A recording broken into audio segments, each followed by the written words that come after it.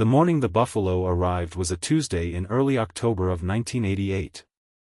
I remember the sky was the color of old tin, flat and gray from fence line to fence line, and the air had that first sharp edge of a frost that was still a week off but making its intentions known. The truck that brought them was a long gooseneck trailer pulled by a tired-looking Dodge, the kind of rig you see hauling scrap or moving a neighbor's daughter to an apartment one town over. It wasn't the kind of rig you expect to see hauling 15 head of American bison. They weren't my idea, not initially. They were the tail end of a bad investment by a man over in the next county who'd read a magazine article about the lean meat market and thought he'd get in on the ground floor. He'd bought 20, lost 5 to a bad winter and a worse vet, and now he just wanted the other 15 gone before he had to put up the hay to feed them through another one. He was asking $900 a head, which was a joke, and he knew it. By the time I got the call, the price was down to $300, and that was only if I took all of them. I told him I'd give him $200 a head, take it or leave it, and I'd be there with a trailer in the morning. He took it. So for $3,000, I became the proprietor of 15 animals that had no business being on a piece of ground that had only ever known dairy cows and corn. They were magnificent and terrifying. Their coats were the color of the damp earth in my lowest field, thick and shaggy around their shoulders. Their eyes were dark and intelligent, and they watched me with a stillness that felt ancient, like they were measuring me against a standard I couldn't possibly understand. They moved with a slow, deliberate power, not like cattle that just amble and exist. Every step they took seemed to have a purpose. My neighbor, Carl, saw the trailer pull out. He drove his Ford F-250, a truck that was always a little too clean, right up to the fence. He left the engine running, a low rumble that made my teeth ache. He leaned his arm out the window, a man who had never been wrong in his life, or at least had never admitted to it. "What are you doing with 15 buffalo on 80 acres of dry pasture?" he asked. It wasn't a mean question. It was a practical one, laced with the kind of polite certainty that's harder to argue with than outright mockery. I told him I was farming, I said, which was the plain truth. He nodded slowly, looking past me at the animals as they began to spread out, their dark shapes stark against the pale, tired grass of the high pasture. "That's a lot of hay for a novelty," he said. He wasn't wrong.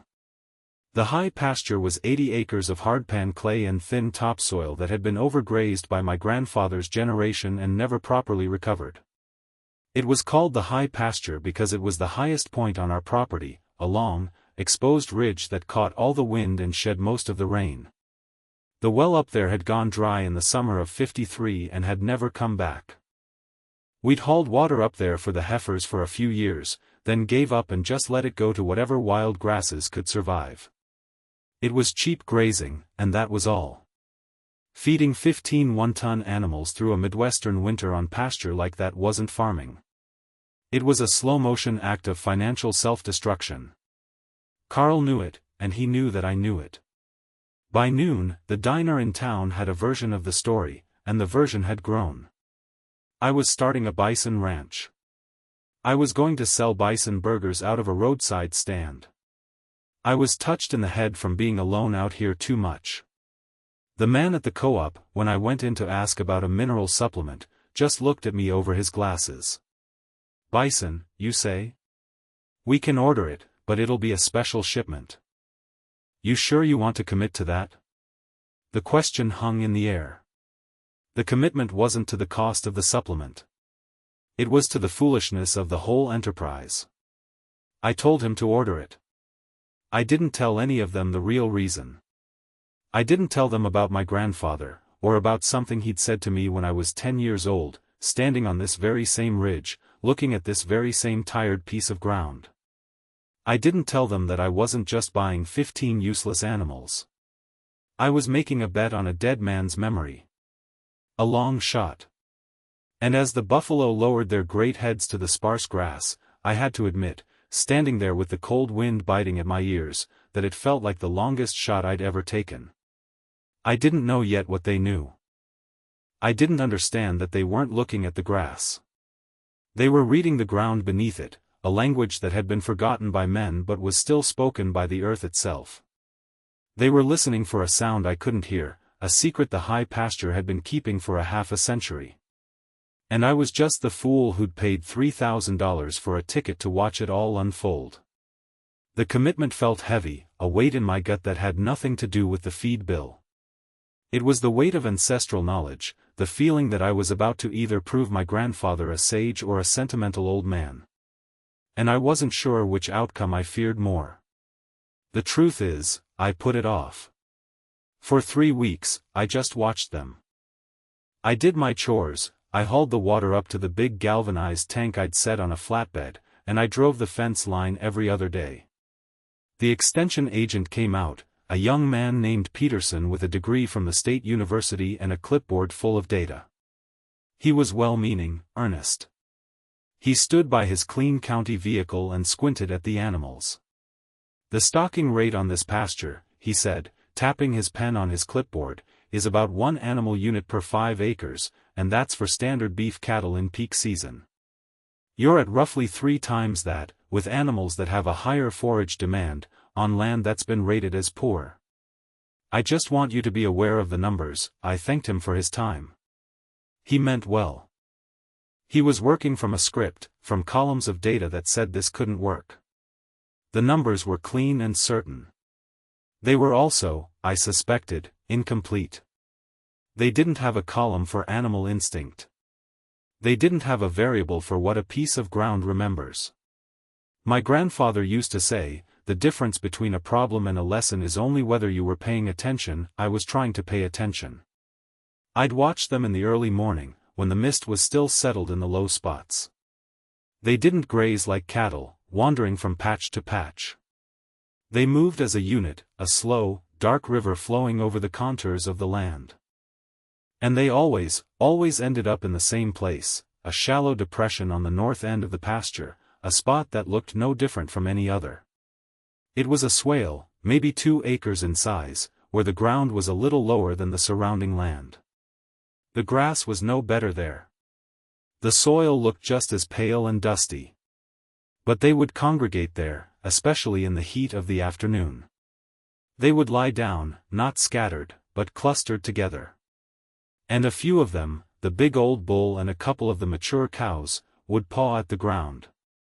Not aggressively, just a slow, methodical scraping with a front hoof, like a dog trying to make a comfortable bed. They were digging. Or testing. It was too subtle to be sure. I told my wife, Martha, about it over dinner. She listened, as she always does, without interrupting, her chin resting on her hand. When I was finished, she asked the one grounded question that cut through all the sentiment and speculation. How many acres are we talking about?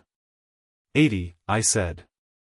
The whole high pasture, and it's been dry since your grandfather's time? Since 53, I confirmed. He tried to deepen the well, but they hit shale. He gave up on it, she nodded, processing. So you spent $3,000 on 15 buffalo because you think they're going to find you a well that a drilling rig couldn't find 70 years ago, stated so plainly, it sounded like the talk of a madman. It's more complicated than that, I said, though it really wasn't. My grandfather, I started, trying to explain. He never trusted that well going dry so fast. He said it wasn't a natural decline. He said it was like a faucet being turned off. He'd told me that one afternoon when we were up there fixing fence. I was just a boy. The air was thick with the smell of hot dust and sweet clover. He was leaning on a fence post, his hat pushed back on his head, staring at that same shallow depression. The old ones, he'd said, and he didn't mean old people, he meant the bison that had been there before the plow, they knew where the water was. They didn't need a drill rig. They could feel it. They could smell it. Water has a breath, boy. You just have to be quiet enough to hear it. He believed the hardpan layer, the dense, compacted clay that started about 2 feet down, had somehow sealed off the source. He called it a plow pan, a layer of compaction caused by years of plowing at the same depth. But this was pasture that had never been seriously plowed. Still, the idea stuck with him. He was convinced there was water down there, trapped. A lesson waiting for someone to pay attention. I was betting $3,000, plus winter hay, that he was right.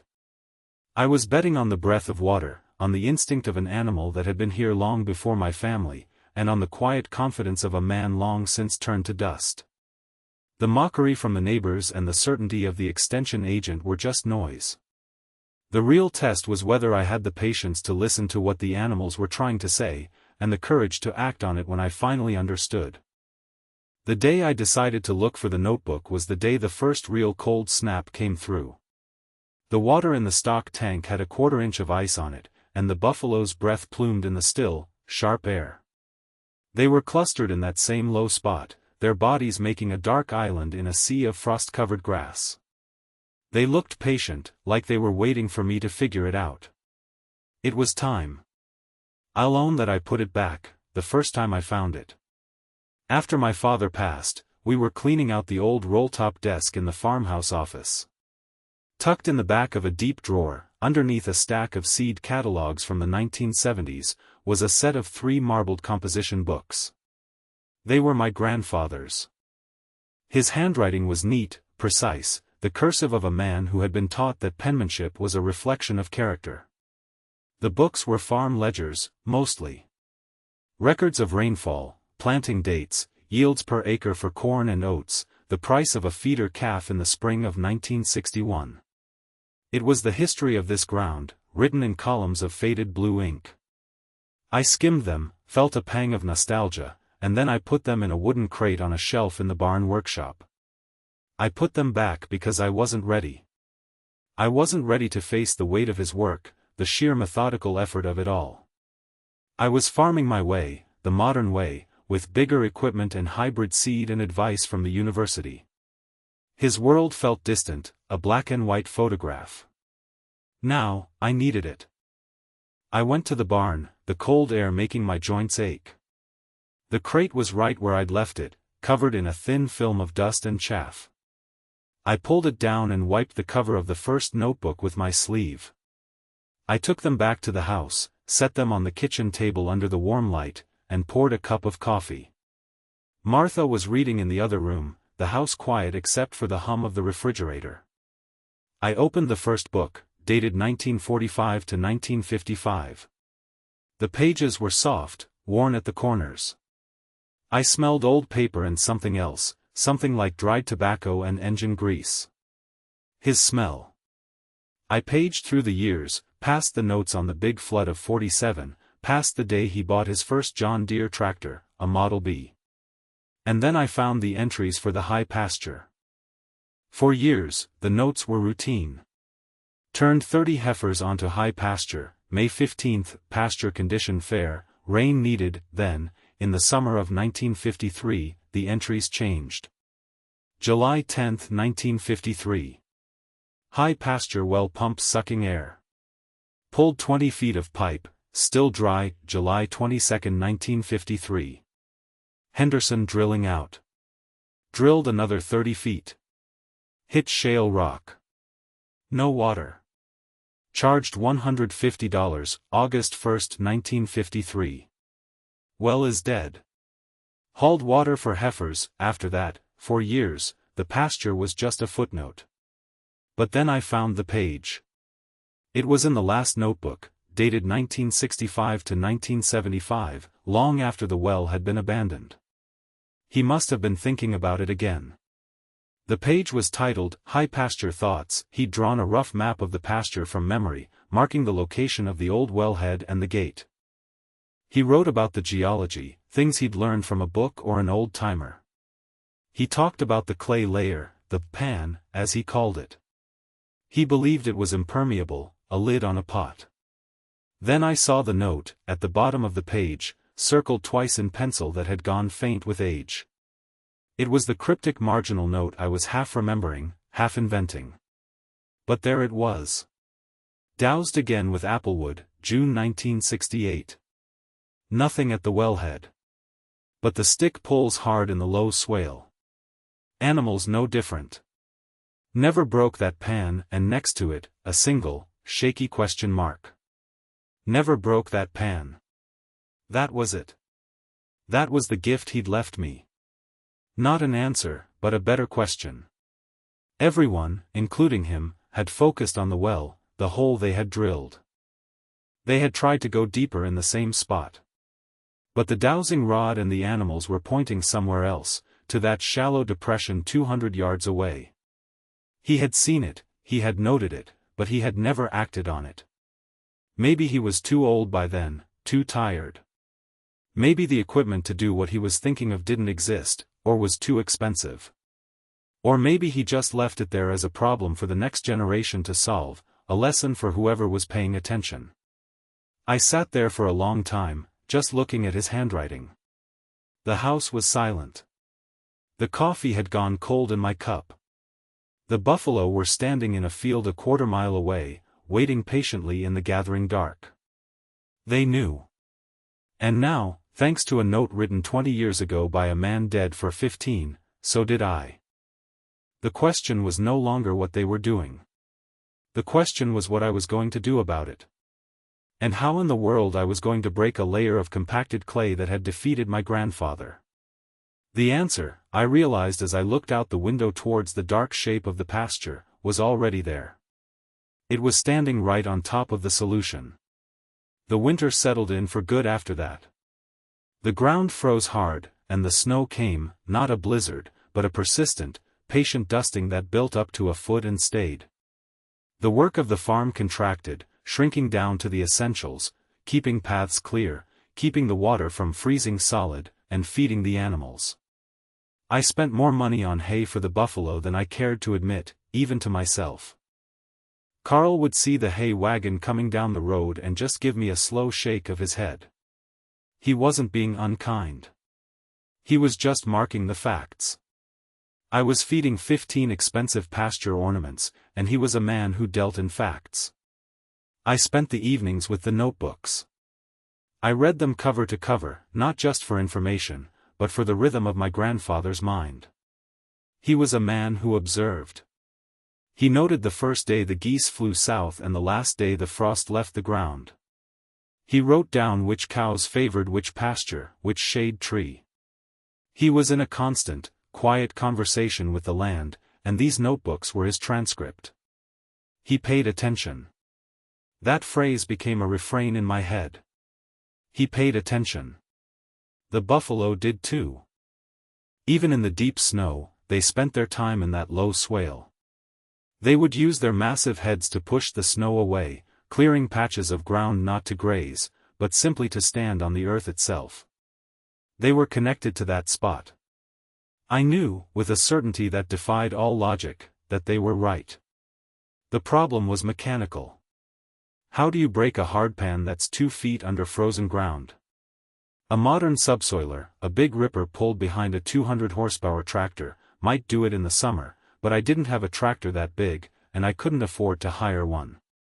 And even if I could, I had a feeling that the brute force of a machine was the wrong approach. My grandfather's note wasn't just about the pan, it was about the animals. Animals no different. I kept coming back to that. He'd seen a connection I was only just beginning to grasp. The solution couldn't be just a machine. It had to involve them. The idea came to me one morning in late February, when a false spring had thawed the top few inches of the ground.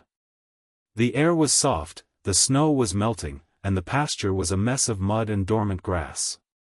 I was in the old workshop, looking for a replacement belt for the auger. My hand brushed against a dusty canvas tarp in the corner, and I felt something hard and curved beneath it. I pulled the tarp away. It was a single moldboard breaking plow. It was ancient, a museum piece. The steel of the moldboard was pitted with rust but thick as my thumb. The beam was a single, massive piece of oak, gray and checked with age but still solid. It was a beast, designed to be pulled by a team of heavy draft horses or oxen, made for busting sod on the prairie. On the beam, nearly worn away, were 2 initials carved into the wood, T. R. Thomas Reed. My great-grandfather. This plow had broken the original ground on this farm, 120 years ago. It had been sitting in this corner my entire life, waiting. I stood there for a long time, just looking at it. The absurdity of the idea was staggering. Hitching a team of half-wild buffalo to an antique plow to break a hardpan that a modern drill rig couldn't get through. It was the kind of plan a crazy person would come up with. It was the kind of plan that would make the diner gossip last for a year. It was also the only plan I had. The first step was just getting near them. I spent the next month habituating them to my presence. I didn't just dump their hay and leave. I would bring it out on the flatbed, and I would sit with them. I'd talk to them, low and steady. They watched me with those dark, unreadable eyes. Slowly, cautiously, they began to accept me as part of the landscape. The big bull, who I'd started calling Chief, would even let me approach within a few feet. The next step was the harness. I found the old draft horse collars and hames hanging on the barn wall, the leather stiff and dry as old bread. I spent a week softening them with neatsfoot oil, working it into the cracks, feeling the life come back into the material. The harnessing itself was a comedy of errors. I decided to start with 2 of the younger, more placid cows. The first time I tried to put a collar on one, she just shook her great head and sent the 100-pound collar flying 10 feet through the air. It took weeks of patience, of gentle approaches, of leaving the harness in the pasture for them to smell and investigate. I used feed as a lure, getting them to put their own heads through the collars to reach a bucket of sweet grain. It was slow. It was methodical. It was the kind of work that forces you to shed your own hurry and operate on animal time. By the middle of May, the ground was dry and the grass was greening up. I had 2 cows that would tolerate the harness and stand, more or less, while I hitched them to the old plow with logging chains. The whole contraption looked impossible. Carl drove by the day I first tried it. He pulled his truck over and just watched for a full 10 minutes. I could feel his stare on my back. I was out there in the middle of the high pasture with 2 bison hooked to a relic, trying to get them to pull. They wouldn't budge. They stood like statues, ignoring my calls. Finally, Carl put his truck in gear and drove off. He didn't even wave. I didn't blame him. I looked like a fool, playing out some historical fantasy. But I wasn't playing. I was listening. I was remembering my grandfather's words. Animals no different. They knew better than to pull a plow across a random patch of grass. They were waiting for me to take them to the right spot. The next morning, I was out there before 5. The air was cool and smelled of damp earth and new leaves. I hitched them up again, not in the middle of the field, but right on the edge of the low swale, the place they always gathered. I pointed the plow towards the center of the depression. I didn't say a word. I just stood behind the handles, took a deep breath, and waited. And then, the big cow on the left, she lowered her head, leaned into the collar, and took a step. The chains tightened. The other cow followed her lead. The oak beam groaned, and the steel point of the plow bit into the earth. We were moving. It was working. The ground was impossibly hard. The plow didn't cut a clean furrow like it would in tilled soil.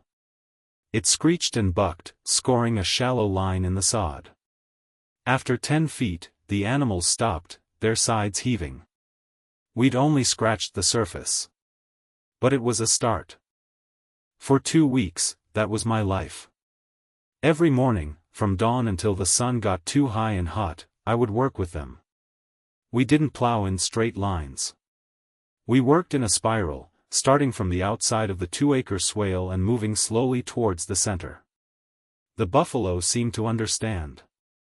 They pulled with a steady, grudging power that was unlike anything I'd ever felt from a horse or a tractor. It was a living force, a direct connection to the animal strength that had shaped this continent. The ground fought us every inch of the way. About a foot down, we hit the hardpan. The plow would shriek and jump, rattling my bones up through the handles. It was like trying to plow concrete. We weren't cutting through it, not yet.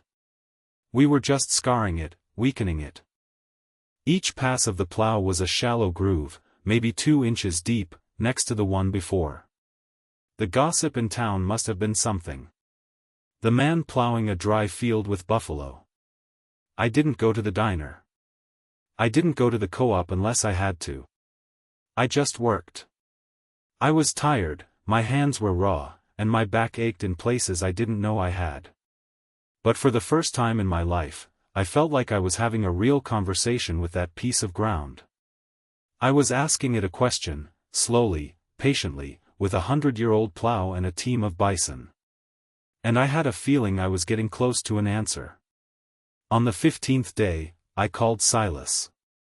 Silas was a well driller, retired now for 10 years. He was 85 years old, with hands like gnarled oak roots and eyes that had seen more of what was under the ground than most people see on top of it. He didn't use sonic testers or geological surveys. He used 2 L-shaped brass rods and a lifetime of paying attention. He showed up in a rusted-out pickup that made my own farm truck look new. He didn't say much. He just got out, took his brass rods from behind the seat, and walked out into the pasture. I didn't say a word about my grandfather's notebook or my theory about the hardpan. I just told him I thought there might be water there. I wanted to see what he found on his own. He walked the swale, his old boots scuffing through the scarred lines I'd cut with the plow. He held the brass rods loosely in his fists, parallel to the ground. He walked back and forth, a slow, shuffling grid pattern. For 20 minutes, nothing happened. The rods stayed perfectly still. I felt a cold knot of dread in my stomach. I'd spent months on this, a fool's errand, chasing a ghost. Silas stopped. He turned and looked at me. "Nothing here," he said, his voice flat. My heart sank. Then he started walking again, this time right towards the center, the one spot I hadn't been able to touch with the plow yet. He took 5 more steps. The brass rods, slowly, deliberately, began to turn inward. They crossed each other, forming a perfect X. He stopped, standing right over the spot. He didn't say anything. He just stood there, the rods crossed, pointing down. This was the expert who goes quiet. The paws stretched out. The only sound was the wind whispering through the thin grass. He lowered the rods and nudged a clod of dirt with the toe of his boot. "There's water here," he said. It wasn't a question. "How deep?" I asked, my voice barely a whisper. He squinted at the sky, as if calculating. "Not deep. But it's trapped. That clay pan your granddaddy fought with, it's like a slate roof. The water that percolates down gets caught on top of it. It's a perched aquifer. Substantial," he used that word. Substantial. Validation delivered in a single, restrained word. He walked over to one of the furrows I'd plowed. He knelt down, the joints in his old knees cracking like firewood. He picked up a piece of the hardpan, a chunk of pale, dense clay. He crumbled it in his fingers. "You're doing it right," he said, looking at the plow marks. "A drill rig would just punch a hole. It might even miss the pocket. You're breaking the seal. You're letting it breathe." He stood up, dusting the clay from his hands. "Your granddaddy would be proud," he said. He always said this pasture had a secret. Silas got in his truck and drove away, leaving me standing there in the middle of the field. The work wasn't foolishness anymore. It was a process. The next morning, I was out there with the team. But this time, I wasn't just scratching the surface. I knew where to focus. We worked that central spot, circling tighter and tighter. The buffalo seemed to sense the change. They pulled with a new urgency. On the 3rd day after Silas's visit, it happened. The plow was in a deep groove, maybe 18 inches down. The bull, Chief, had insisted on being in the harness that day, and I'd rigged a 3-animal hitch. Their combined power was immense. They leaned into it, and I felt a change through the plow handles. A deep, resonant pop, like a bone setting. The plow lurched forward and sank another foot, suddenly free. We had broken through. The animals stopped, breathing hard. I pulled the plow out of the furrow. The bottom of the trench was dark, almost black, and it was wet. Not just damp, but wet. A slick, greasy mud I hadn't seen on this ridge in my entire life. I knelt down and touched it. The soil was cool. I dug my hands into it, and a foot down, my fingers found water. It wasn't a spring, not a gushing fountain. It was a slow, steady seep. Water was welling up from below, filling the hole I'd made. I watched, mesmerized, as the small puddle grew. The breath of water. My grandfather had been right. The animals had been right. They had known all along, patiently waiting for the clumsy human to catch up. They had led me to the spot, they had provided the power to uncover it, and now they stood behind me, watching quietly as the earth gave up its secret. The water didn't stop. By the next morning, the entire Central Depression, an area maybe 50 feet across, was a shallow pool of clear, clean water. It wasn't deep, maybe a foot at its center, but it was there. And it was fed from below. As the sun rose, the 15 buffalo, the animals nobody wanted, walked down to the edge of the pool they had uncovered and began to drink. The sight of it, the quiet rightness of it, was more satisfying than any harvest I had ever brought in. The high pasture had water again for the first time in 35 years. It wasn't just a puddle, it was a transformation. That 80 acres of dry, marginal land was suddenly viable. It was a self-sufficient pasture. The value of that ground, in practical farming terms, had just tripled, and I had spent nothing but the cost of the animals, some hay, and my own sweat. The next week, Carl drove by. He was hauling a planter on a flatbed, on his way to his north fields. He saw the glint of the sun on the water. It was impossible to miss. He slowed his clean Ford truck and pulled over to the fence, just as he had that first day. He shut the engine off this time. The silence felt significant. He got out and walked to the fence line, leaning on it with both forearms. He looked at the pool of water. He looked at the buffalo grazing peacefully around its edges. He looked at the spiral pattern of the plow marks in the swale. He put it all together. He didn't say anything for a long time. I walked over to the fence, stood about 10 feet from him. I waited. This was the quiet concession, the vindication beat. It would never be a big apology or a grand admission. That wasn't the way things worked here. "Looks like you got that sorted," he said, his eyes still on the water. That was it. That was all he needed to say. It was an acknowledgement. It was respect. "They knew where it was," I said, nodding towards the buffalo. "I just helped them dig," he grunted, a sound that could have meant anything but probably meant he understood. He pushed himself off the fence. "You might not be as wrong as I thought," he said, and it was the closest he would ever come to saying I was right. He got back in his truck, started the engine, and drove on. The exchange had lasted less than a minute, but it was enough. The proof was in the ground. The lesson was complete. My grandfather used to say that the land doesn't care who believes in it. It just is. That pasture had held water for all those years, waiting. It didn't care about my doubts, or Carl's certainty, or the extension agent's data. It was just waiting for someone to pay attention, to listen to the animals who had never forgotten the old ways. We sit on so much inherited knowledge, gifts from the dead that we dismiss as sentiment or nostalgia. We look for answers in new machines and complex data, and we forget to look in the simple, marbled notebooks of the people who walked this ground before us. We forget to trust the instincts of the creatures who were here long before any of us. That water isn't just water. It's a reminder. It's proof that patience outlasts cleverness, that the old, slow way often knows a path the fast, modern way can't see. Those buffalo weren't a novelty. They were the key. They were the memory of the land, embodied in flesh and bone. They paid attention, and by watching them, I learned to pay attention, too. The real value wasn't the increase in the price of the land.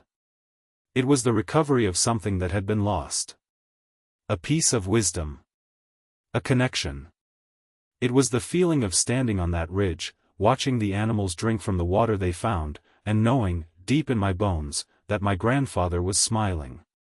If you've got your own piece of stubborn ground, your own forgotten secret that the old-timers talked about, I'd like to hear about it in the comments. Let me know what lessons the land has taught you. And if this story meant something to you, subscribe. There's more to tell.